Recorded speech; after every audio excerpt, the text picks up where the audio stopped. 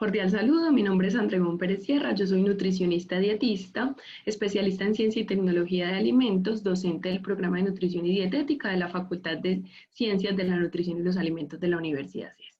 En este módulo vamos a ver los principios de una alimentación saludable.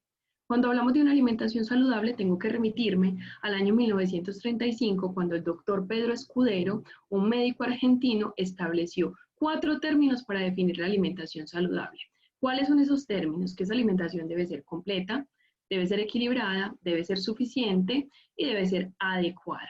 Con el tiempo, desde 1935 hasta la actualidad, se han incorporado otros términos haciendo un poco más amplia esa definición de una alimentación saludable, ¿sí? Entonces, ¿cuáles son esos otros términos que se han incorporado? Que una alimentación debe ser, además de los que ya les mencioné, completa, equilibrada, suficiente y adecuada, debe ser variada, debe ser moderada, debe ser inocua, y desde el programa de nutrición y dietética hemos fomentado últimamente que la alimentación saludable también debe de ser placentera, ¿sí? Veamos qué significa cada uno de esos términos. Cuando hablamos de que una alimentación saludable debe ser completa, significa que contenga todos los nutrientes. Los nutrientes los podemos dividir en 2 grupos. ¿Cuáles son esos grupos? Macronutrientes y micronutrientes. En los macronutrientes vamos a encontrar aquellos que nos aportan energía o calorías.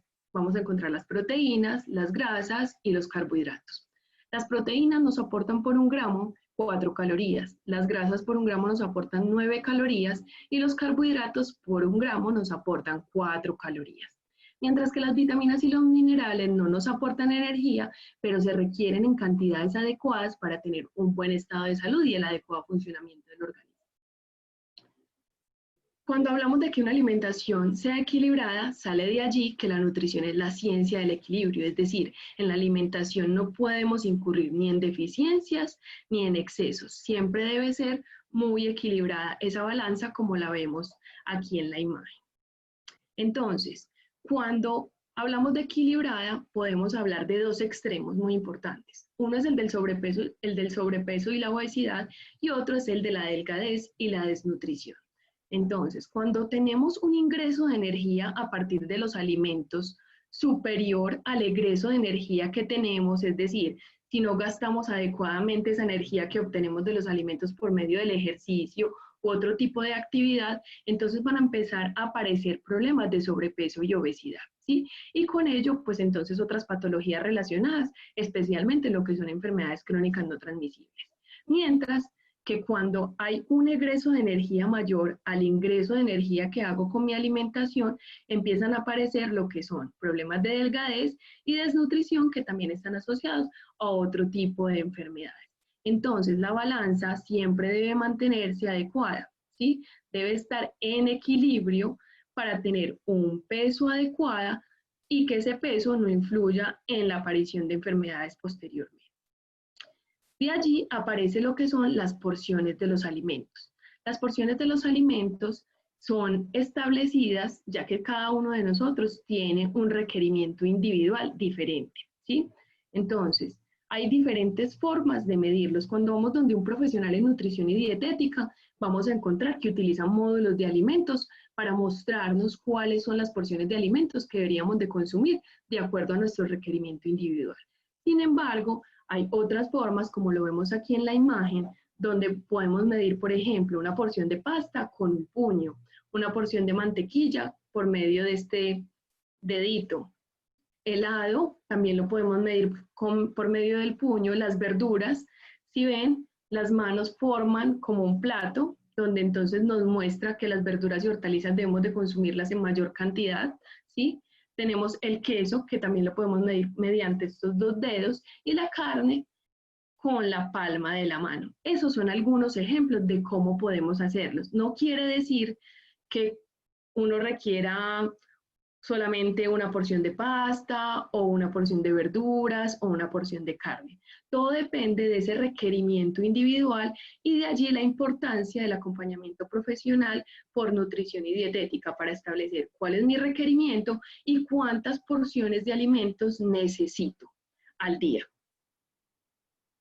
Cuando hablamos de que la alimentación es suficiente, hablamos de que la alimentación debe satisfacer las exigencias energéticas y de equilibrio del organismo para su para su adecuado funcionamiento. Todos tenemos un requerimiento basal, es decir, si yo no hago ningún tipo de actividad física o no hago otro tipo de actividades, hay un requerimiento que es basal que necesito al menos para respirar, ¿sí? Entonces, ese requerimiento nos habla de ese término de suficiente, que sea suficiente para las actividades básicas de la vida. Y cuando hablamos de que sea adecuada, hablamos de que se adecue a la edad, ¿sí? Que se adecue al ambiente en el que estoy, al estado de salud, a la actividad física que hago y al momento fisiológico por el que estoy cursando. No tiene el mismo requerimiento individual un niño que una persona adulto mayor, ¿sí? No tiene el mismo requerimiento una persona que presenta una enfermedad tipo crónica no transmisible, hipertensión o diabetes, a una persona que tiene un estado de salud adecuado. Tampoco lo tendrá aquel que es sedentario con respecto a aquel que practica actividad física frecuentemente y mucho menos tendrá entonces el requerimiento igual una persona adulta sana con respecto, por ejemplo, a una mujer que cursa un estado de gestación, ¿cierto? Porque entonces requiere más energía y más nutrientes para satisfacer sus necesidades y las necesidades del bebé, ¿sí? Entonces, de allí la importancia de que no se realice el compartir de las dietas o planes de alimentación entre unos y otros, ya que el requerimiento de cada uno es totalmente diferente, de acuerdo a estos ítems mencionados. Cuando hablamos de que la alimentación debe ser variada, entonces les traigo aquí en esta imagen el plato saludable de la familia colombiana, que nos establece 6 grupos de alimentos. Estos están en orden. Si vemos aquí en el plato, entonces están en proporciones y empezamos con el número 1, que son cereales, raíces, tubérculos y plátanos, ¿sí? O más conocidos como las harinas. En el segundo lugar vamos a encontrar lo que son frutas y verduras, de donde vamos a obtener la mayor cantidad de vitaminas y minerales. En el tercer lugar lo que son leche y productos lácteos o derivados, yogur, queso, quesito.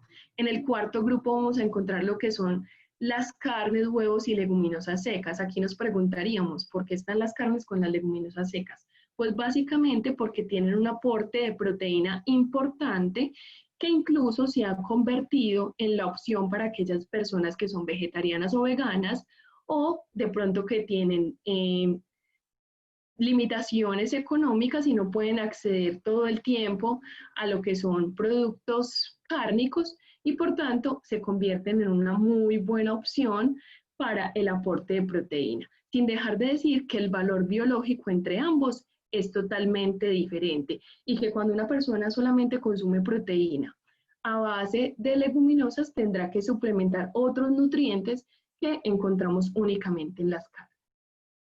Y en los últimos 2 grupos, si ustedes ven, son proporciones mucho más pequeñas donde tenemos lo que son los azúcares y las grasas, que son nutrientes que están relacionados con la aparición de enfermedades crónicas no transmisibles, tipo hipertensión, tipo diabetes u otras, ¿sí? Entonces se debe de moderar el consumo de ese tipo de nutrientes, sin dejar de mencionar que en el grupo de las grasas también es importante ciertos ácidos grasos poliinsaturados y monoinsaturados que vienen contenidos en ciertos alimentos, como cuáles, el aguacate, los aceites vegetales, ¿sí? Los que se deben de evitar son aquellas grasas saturadas, que las vamos a encontrar, por ejemplo, en el queso crema, en la crema de leche, en la tocineta, en el chicharrón, ¿sí?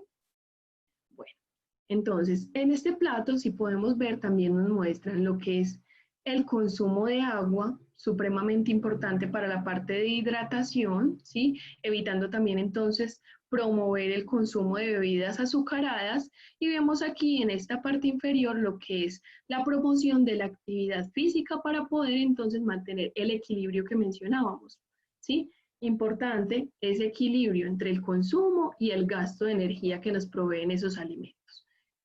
Si ven, no se omiten tampoco los azúcares y las grasas, porque también se deben de incluir, porque no existe ningún alimento que contenga todos los nutrientes. Entonces, esa alimentación debe de contenerlos todos.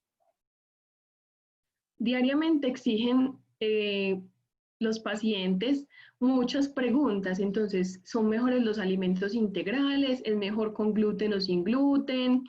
¿Qué es la fructosa? ¿Sí?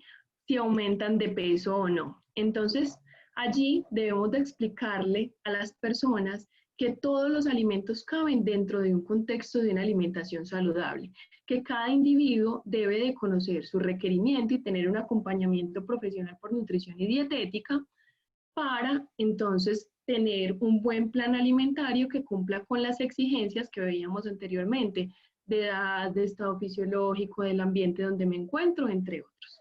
¿Sí? La alimentación también debe de ser moderada en nutrientes que puedan significar un riesgo para la salud. Como mencionaba en la diapositiva anterior, entonces hay ciertos nutrientes que están relacionados con la aparición de enfermedades crónicas no transmisibles. ¿Cuáles son esos nutrientes? Grasa, colesterol, azúcar, sodio.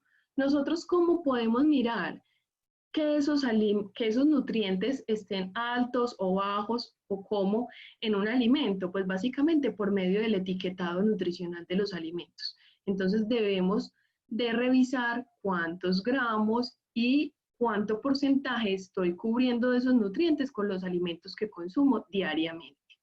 De allí entonces la importancia del etiquetado nutricional. La alimentación también debe ser inocua. ¿Qué significa inocuidad? Que no haga daño, que debe ser libre de contaminantes, tipo bacterias, virus, hongos, parásitos, sustancias tóxicas y otros factores que pueden ir en detrimento del estado de salud. De allí la importancia de saber también, no únicamente cómo alimentarme, sino también dónde lo voy a hacer y cómo lo voy a hacer. Y tener una buena higiene para que esa inocuidad siempre esté presente y ningún alimento pueda causarme ningún daño. Y la alimentación finalmente debe de ser placentera, ¿sí? Desde la Facultad de Ciencias de la Nutrición y los Alimentos hemos promovido últimamente lo que es la gastronomía nutricional, comprendiendo entonces aquella gastronomía como todos esos métodos culinarios que nos permiten entonces tener una alimentación mucho más apetitosa, mucho más rica, que además de que sea así de buena, entonces sea nutricionalmente adecuada y que sea saludable, que aporte todos los nutrientes esenciales para un buen estado de salud. Para resumir, entonces, una alimentación saludable, ¿qué sería? La que satisface todas esas necesidades de energía y nutrientes que yo tengo en todas las etapas de la vida, desde pequeños hasta que estemos adultos mayores, considerando los estados fisiológicos por los que pasamos. Como mencionaba anteriormente, una mujer gestante requiere más energía y más nutrientes adicionales para poder entonces satisfacer tanto su requerimiento como los del bebé. Esa dieta debe ser diversificada. ¿Qué quiere decir? Que en ningún grupo de alimentos vamos a encontrar todos los nutrientes. Por tanto, debemos de incluir esos 6 grupos. ¿Cuáles? Lo que son las harinas, frutas y verduras, lácteos y derivados, carnes y leguminosas secas, grasas y azúcares, ¿sí? Y esa alimentación, entonces, debe de prevenir lo que son la aparición de enfermedades asociadas a una ingesta deficiente o excesiva, entendiendo entonces la nutrición como la ciencia del equilibrio, sin excesos y sin deficiencias para mantener un peso adecuado. Aquí dejamos las referencias bibliográficas y muchas gracias.